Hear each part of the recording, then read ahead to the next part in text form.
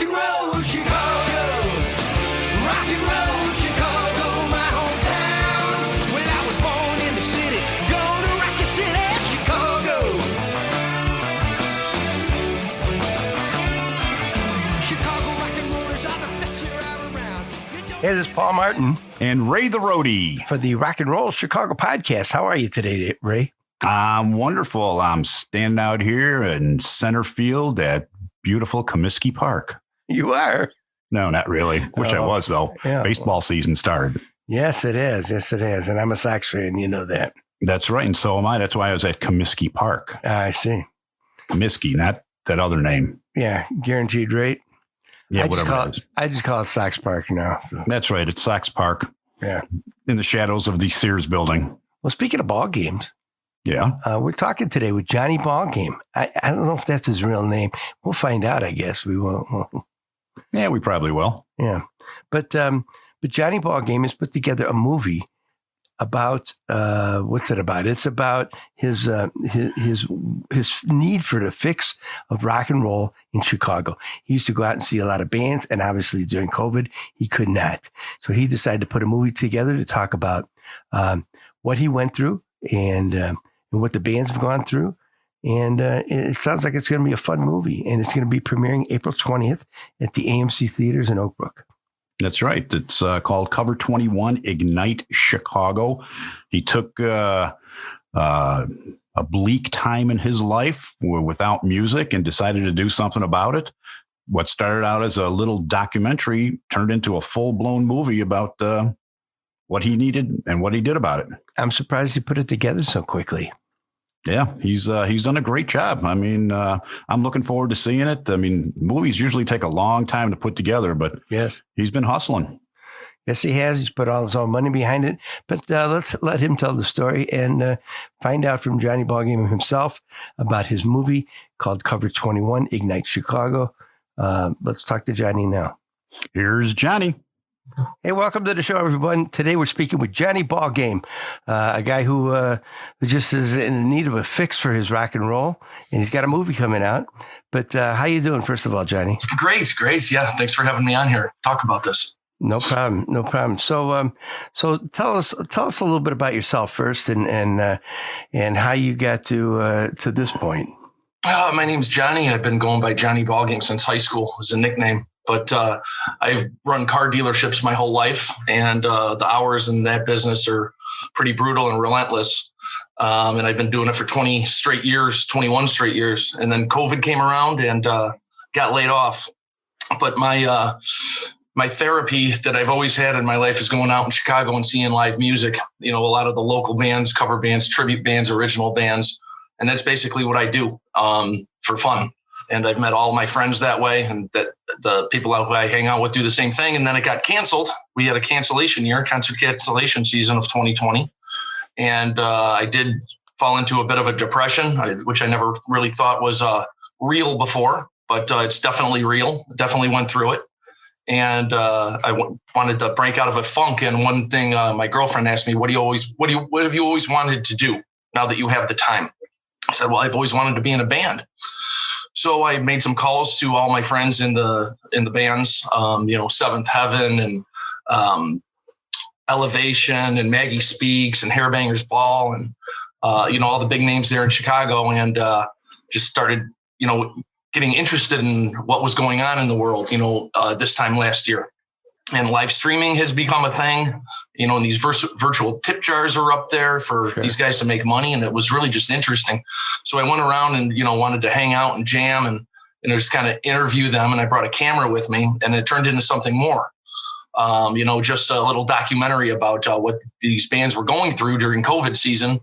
But then I got the itch to, after talking with all this great talent, to re-record a song myself with, a lot of the talent in Chicago, and I ended up pulling it off. And it went from a little documentary into a full-blown movie on how I could write a song, record a song, redo a song, and then jam with some big names in Chicago.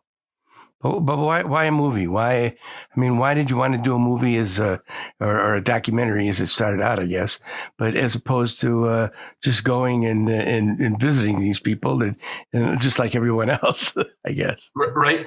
Well, it did start that way. And then the idea of, trying to pull off something that's nearly impossible during COVID season. These bands can't even play with their own bands, let alone start a new band and play to somebody or something like that. But I noticed a lot of bands were doing collaborations, and a few members were mixing with another couple other members from different bands and redoing songs. And it was really neat and really experimental, something that without COVID wouldn't be able to do just because of everybody's busy. And now, people have the time and started doing this. And I really kind of got jealous. I'm like, I can play guitar a little bit and I'm friends with these guys. I want a piece of it. I want to do something creative. Then it became bigger because I was talking to all these bands. I want all these bands to help me out with it. So that was a big uphill battle. And I just thought it would be fun to document it. And it turned out to be a great story. And I thought, hey, this could make a movie. And it sure did. Did you ever have this idea ahead of time? Before COVID hit, or did it not come? No. It came to me. I did not have the idea. It just when COVID did hit and, all the bands were at home, doing these collaborations and just online stuff, it got me interested, so that's when I got the idea. I never would have thought any of this would have came out if I didn't have the time to be at home and when, quarantine was heavy and come up with this idea. So it just came to me, while I was sitting at home during quarantine. Very good. And now you put your own money into this, or do you have some? It's all my own money. Yes. I've spent all of my savings, all of my earnings, basically took out a loan and bought some cameras, hired some editors, got a camera guy to follow me around all summer. And it was a really great experience, doing all this. It kept me focused. It kept me out of my own head and out of the manic state of depression where, there was really no finish line to it. So it kept me in a bubble that was full of positivity. The cameras you bought, are they like large cameras? So if need be, you can live in their box. Yes. I don't know about that, but they're pretty big cameras, the shooting 8K, cost me a few grand each. And, it started off with, one and then came to two and then got a better one because I started really believing in it and wanted to do it right instead of just, this kind of little thing just for myself. I wanted it to be for everybody. So it needs to be a little bit better in production. You didn't shoot it on an iPhone or anything, huh? Some of it. Yeah.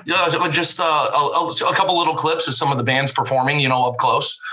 But these phones are great now. They shoot as well. Yeah. But so your car dealership or anything didn't support you on this, and no, I kept it completely separate. Yeah. I didn't want to mix those two worlds. Ship out of them or something, Yeah. I don't want to mix those worlds. Did you try to get any sponsorships, or you just wanted to get this over and done with? Oh, it's not really over and done with. I just kind of was doing it as a passion project for myself. And, as long as you do it as a passion project for yourself and it's something you could be proud of, you can't really fail.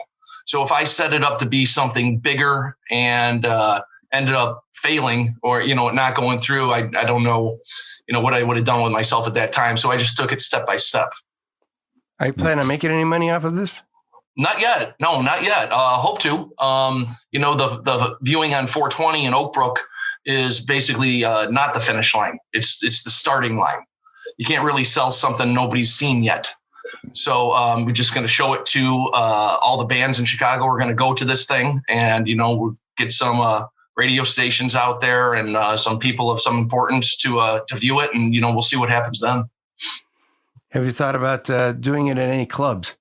Yes, actually, 115 Bourbon Street is a part of the movie.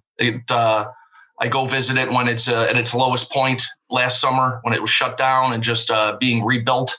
And it was just kind of brutal to see. But now it's back. Bourbon Street's like one of the best clubs out there, in my opinion, anyway. So I'm going to do a showing there and then maybe like up at Dirty Nelly's, maybe CD and Me right here in Frankfurt. But that would be, come May, June. You say right here in Frankfurt. You're Yeah. from the south suburbs, correct? Yeah, New Lenox I'm from. Oh, okay. And I know Ray's from Frankfurt as well, right? That's right. Mm-hmm. Yeah. So I could walk to CD and me. yeah, that place is great. So hopefully I'm just want to get this, the first showing out of the way on 420 and see what people think about it and just take it from there. And that's in Oak Brook, right? What's that? It's in Oak Brook at the... Oak Brook, yes. It's at Oak Brook 12 and Oak Brook 4. It's playing on 14 theaters. There's 7 o'clock shows, 7:30 shows, and 8 o'clock shows in Oak Brook, 12 and 4. So it's on 14 of the 16 screens that night. I see. How about how are you dealing with COVID and filling the seats? Well, it's limited capacity. It's only 50 people per theater or 40%, whichever is greater. So there's going to be plenty of room in each theater to, spread out. It's a big, huge lobby. There'll be an area for the people that don't really want to talk and mingle to, come in and, take the carpeted route right to the theater. So there is, precautions in place for distancing, for people that feel more strongly about it than others. How did you get tied up with AMC and Oak Brook? How did they get on board with this? Oh man, it's just really not who you are; it's who you know. And just a friend of a friend that I used to work with knew general manager at a couple of these AMC theaters who I met, through them, and I'm like, hey, what about doing a large scale rental? Like 14 theaters at once, and we were able to work it out. And they did think that the project was a super cool project. So they were really willing to, step up and help out and be involved. Well, that's very cool. Very cool. Yeah, man. Good for them. How did you go about picking all the bands that are listed in the movie? That's a good question, because they're saying, well, how come this band's not in there? How come, Lounge Puppets aren't in there? And, some of the bands have been around forever that are staples in Chicago. Well, it's really my personal story. The bands that are in there, I have personal relationships with and stories with. They were the ones to, reach back out to me when I reached out to them and say, hey, you've always been there over the 20 years supporting me. What can I do to support you? Right. And, just being friends and having that prior relationship with these bands is how these particular ones got involved. Nothing to any of the bands that aren't involved. They're great. And I love going out and seeing a lot of those other bands that aren't in here as well. It's just that, these are the particular ones that I have something in common with and a history with. So tell us about some of the music that's going to be in there. Okay. I'm glad you mentioned that. That's probably the biggest happy spot for me, is the music part of it. The interviews are great. You learn a lot of stuff. You laugh. There's a lot of funny stuff in there. But the music, especially towards the end of the movie, there's 3 full videos. There is a video of a guy named Pino Farina. He does an original song named Station, which we made a video for him. And he's over the moon excited about how good it turned out and can't wait to share this particular song with the world. It's an original song. It's kind of like having, a really moving, powerful song that is just over the top great. It's like hearing Black by Pearl Jam before it comes out and knowing that song is going to be in your movie and people haven't heard it yet, but you know what kind of song that is. I feel the same way about his song called Station. So that's one of them.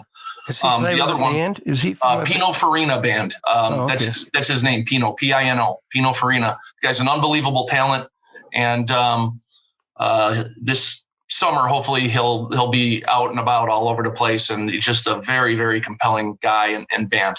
Have you seen his band? Yes, I have a few times. Very good. Very good. They do a lot of covers and originals. I'm not familiar with him, but yeah, I should look him up. He's fucking fantastic. Right. But the other 2 songs that are full on videos that I'm very excited about is the remake I did of Instant Karma by John Lennon. I redid the song with a few guys spread out through Chicago, like Polly Pants. Jennifer from Hairbangers Ball plays keys on it.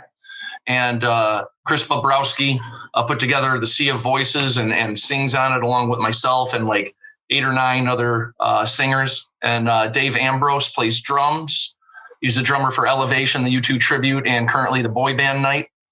And Jet plays bass on it. He's in Super Unknown. He was in F&R for 6 years, and he plays bass, and he mixed the song.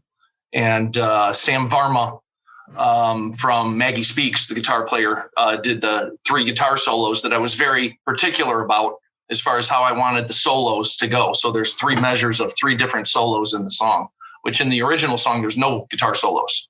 So I kind of really, redid it in my own creative way, and I'm super proud of it. And I think it's the best version of that particular song that anybody's ever covered.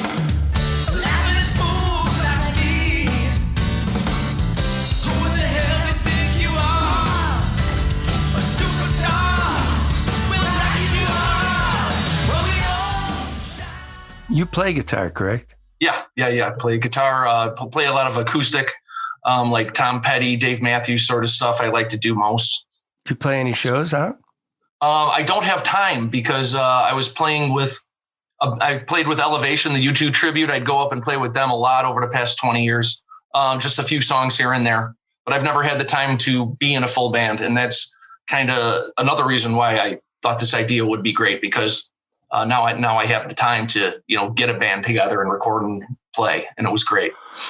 So you put together the song Instant Karma. You rearranged it in your own version, correct? I did. Yes. And I like spelled it out, for the guys, for the bass player, the guitar player, here's what I want on there. And they followed suit and did exactly how I wanted it. So I played a little acoustic guitar on it and some main vocals and some backing vocals. And then there's like 7 or 8 other vocalists on that as well. But I can't wait for you to hear that song. It's amazing. So hopefully you'll hear it that night on at 420, because you guys are coming. Yep. Right on. And then the other song, the biggest song, which is the closer, is Marty Casey's new song. Marty Casey from the Love Hammers. He is releasing a new tune.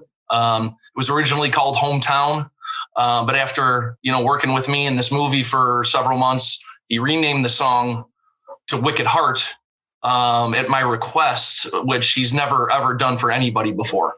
So I feel truly blessed and like appreciative, over the moon, to have the song renamed and have me come play guitar and sing on his song. And wait, did he have to change some words or something too? Or? He really didn't change the words, just changed the name of the song. I mean, those words are in the song. Oh, okay. But so is Hometown, but he just thought it worked better for the narrative of the movie. And I'm like, it blew me away when he told me that he was changing the name of the song for me. I'm like, wow. And then he let me come in. We Chips Enough from Enough's Enough. He came in and put on a new bass track on it. And I came in and played some guitar on it and did backing vocals. So Wicked Heart is debuting Marty Casey's new song in the movie as well. So that's very those cool. 2 songs are coming out in the movie, and that's probably the biggest excitement I've got, is to have everybody hear those songs. You fix this wicked heart of mine. I'm going back to the town where I grew up with all my friends and my true love. I'm looking for a laugh, I'll take it on the run. I got it all going down in my hometown. Seen it all and I'm finally free. Got my whole wide world right next to me.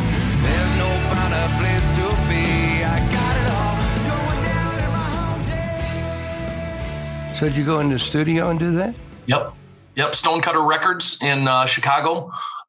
Producer named Chris Steinmetz, who's done a lot of big names. He's did the Revenge record from Kiss. He's got the gold record up on his wall. He's done work with like Jay-Z and Madonna, and he did the Love Hammers. He did Trees from Marty Casey, and the guy's a genius. And I'm very, very blessed to be working with that guy. Were you a little intimidated first time you went in there? Absolutely. Yes. Yeah, I know how it can be. Yes. Oh my God. Yes. But, having Marty in there with me, who I've known forever, and Chip was very, very cool and laid back and total rock star. It made me feel real comfortable and at home. And it was a great, great experience.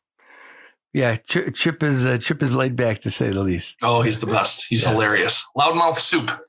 He likes to talk about. Well, just getting back a little back to Instant Karma.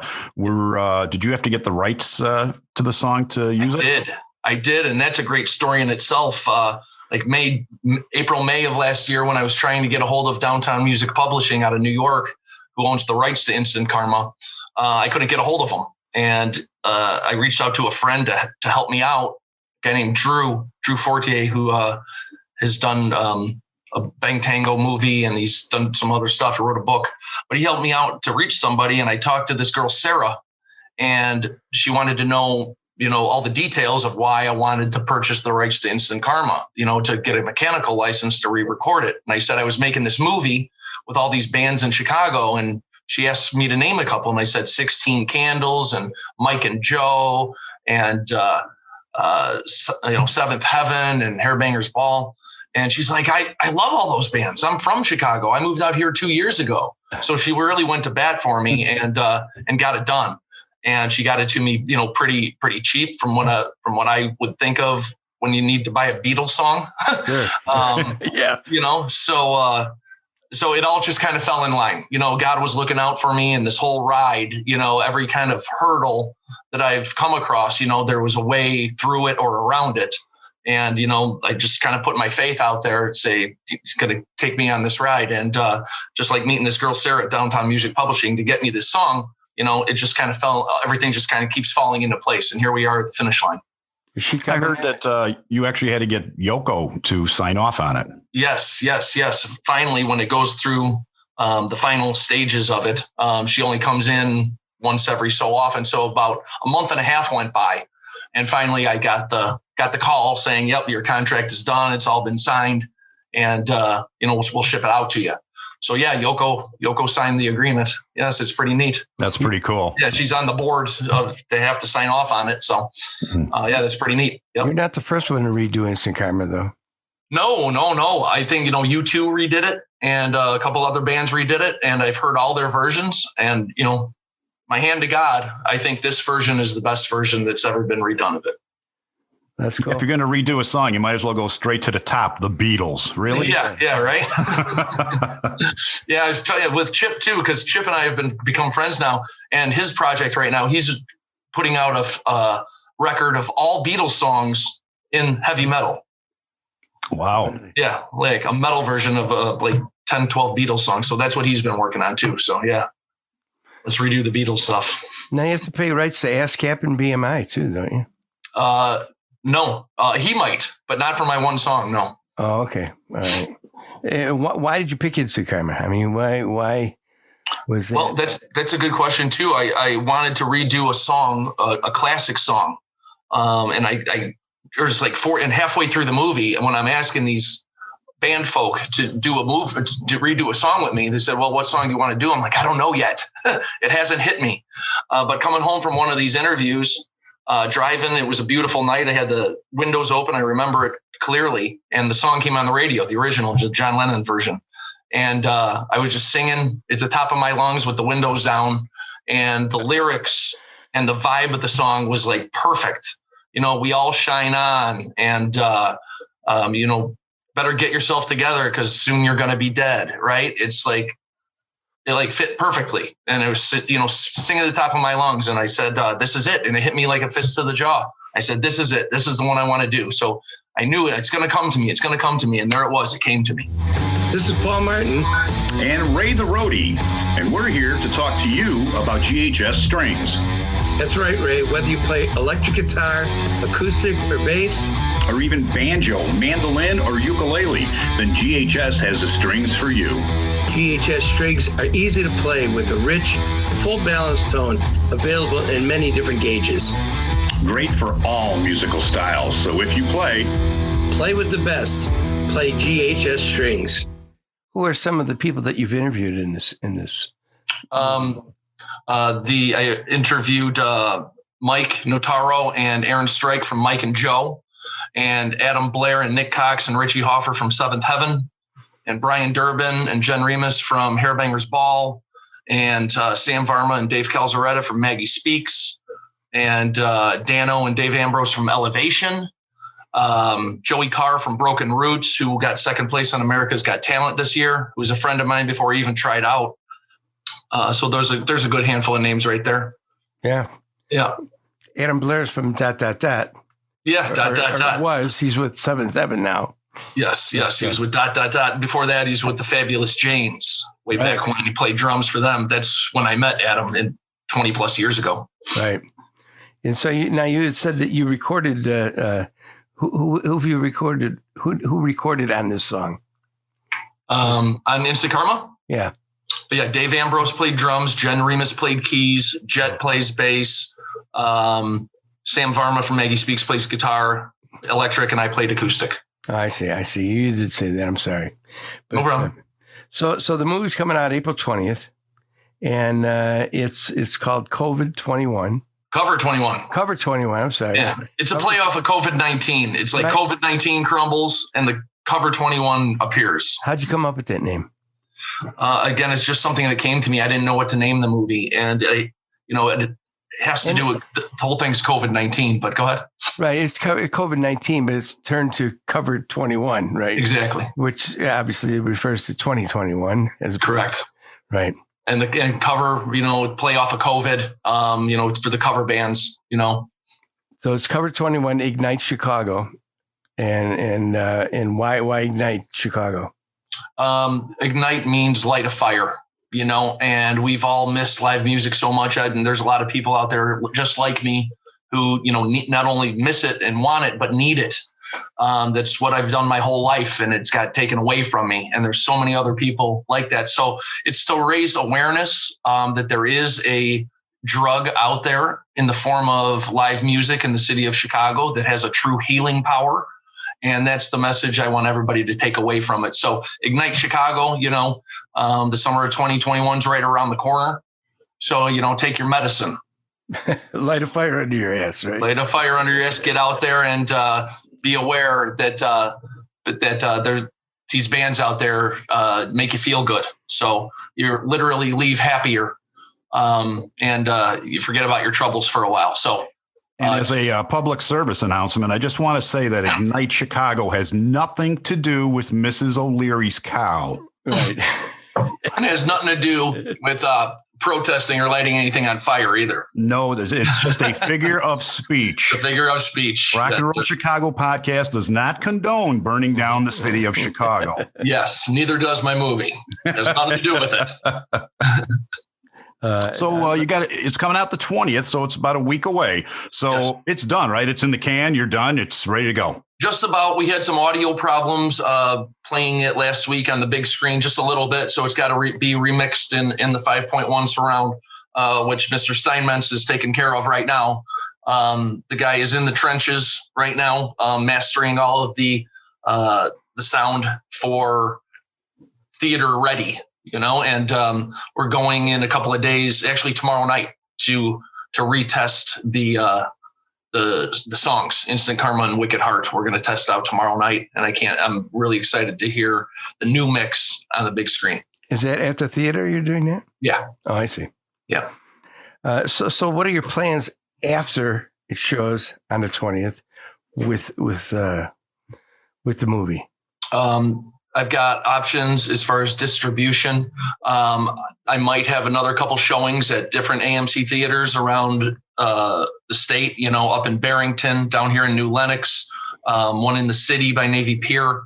We'll see how this goes. I'm just going to take it step by step. This next week is going to tell me a lot of, and there's all these bands are going and trying to get some more important people going. So we're going to just see how that goes, see what the feel of it is when everybody sees it, and then kind of go from there and figure out distribution. It'll eventually stream after the theater experience is gone, but it'll eventually stream over the summer. Have you talked to Netflix or Amazon or anyone like that? Not yet. It's a little too expensive to get on Netflix. But sky's the limit as far as, after it's been reviewed and it's been seen and the songs are out and it's been heard. I'm just going to kind of put my options on the back burner until 420, and then we'll take it from there and see what happens. Have you written your speech for the Oscars yet, or? No, I haven't gotten that far yet. Okay. But I appreciate that. And Curious minds. I need your help with that when it comes time.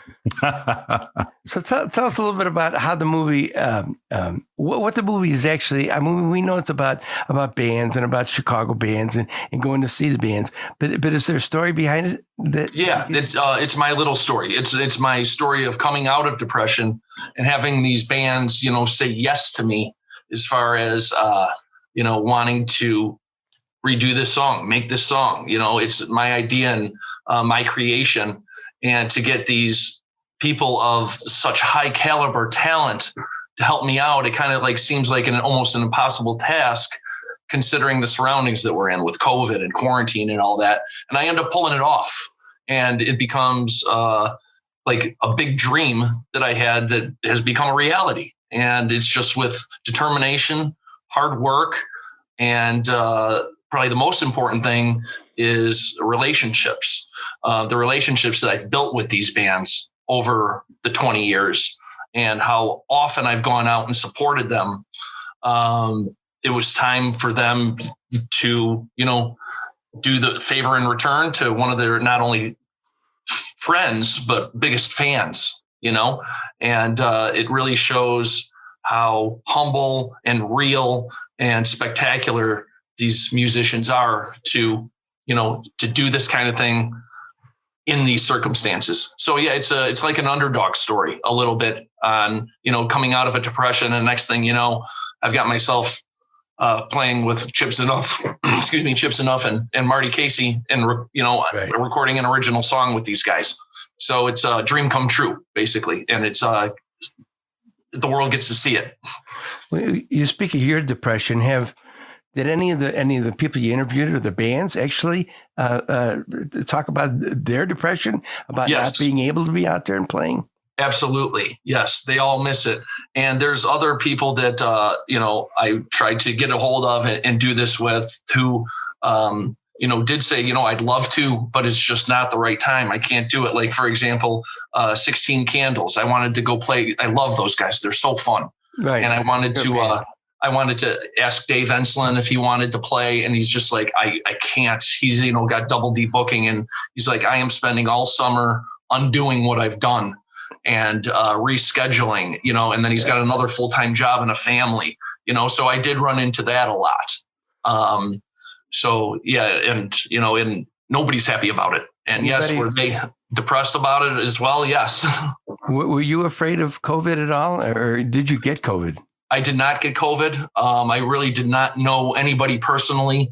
A couple people got it and got it bad. Like Dave Ambrose, who played drums for Instant Karma, a few weeks after that, he caught it and he was out of commission for a month. And he said he was just absolutely horrible.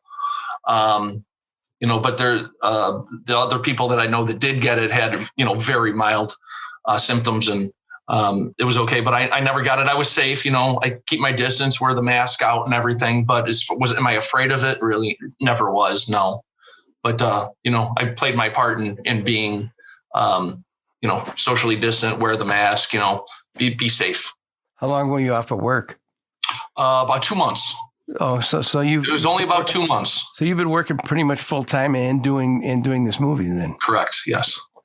I'm a single dad too. So when I have daddy-daughter time, I need to take advantage of that. So I didn't sleep much and I didn't do anything else, but it kept me out of my own head as far as what was going on in the world, and staying away from watching people talk about politics and watching families get ripped apart because they're on different sides. And that's just a horrible, horrible scene. And I didn't want to get involved in any of that because it's to me, it was just self-induced stress that I didn't need. And it's something that I don't want to argue about. I just wanted to be happy and do something that made me happy, which was, this movie and focusing on music. Well, that's cool. That's good. You seem like a happy guy. Yeah, I am now. Yeah. About a year ago, it was a lot different. But to reconnect with a lot of these guys I haven't seen in a long time, and to, write this song, redo this song, and then learn how to play this song with Marty and do that whole experience. It's really something that I've always wanted to do. And I did really make my own dream come true. just by reaching out and following through.